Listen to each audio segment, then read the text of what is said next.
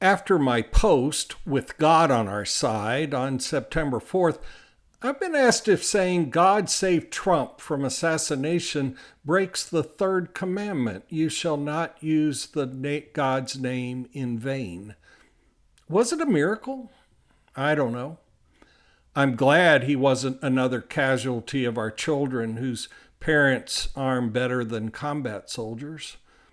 Trump did turn to lie about a misleading graphic as the shot only hit his ear.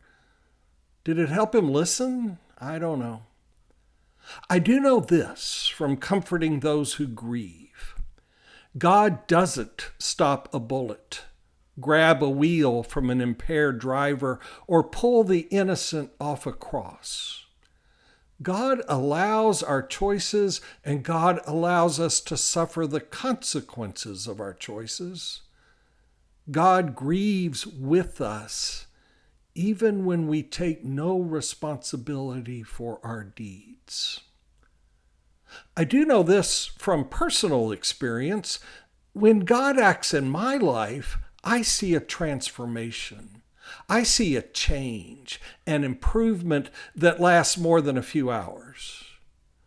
We all see hope, joy, love, peace, resurrection, compassion, justice, empathy whenever God acts in our world and in our lives.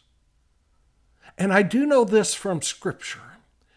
God tells Elijah, don't look for me in the enormous earthquakes or violent winds or consuming fires. I'm not there. Listen for me in the silence, the still small voice. 1 Kings 19. Maybe God's action was in the small act of our nation's President Biden getting COVID.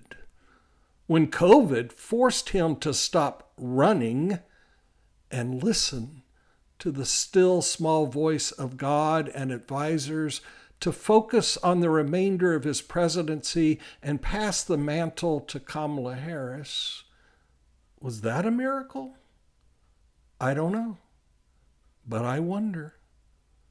Do you see any signs of transformation and resurrection and hope and joy and unity and empathy and love?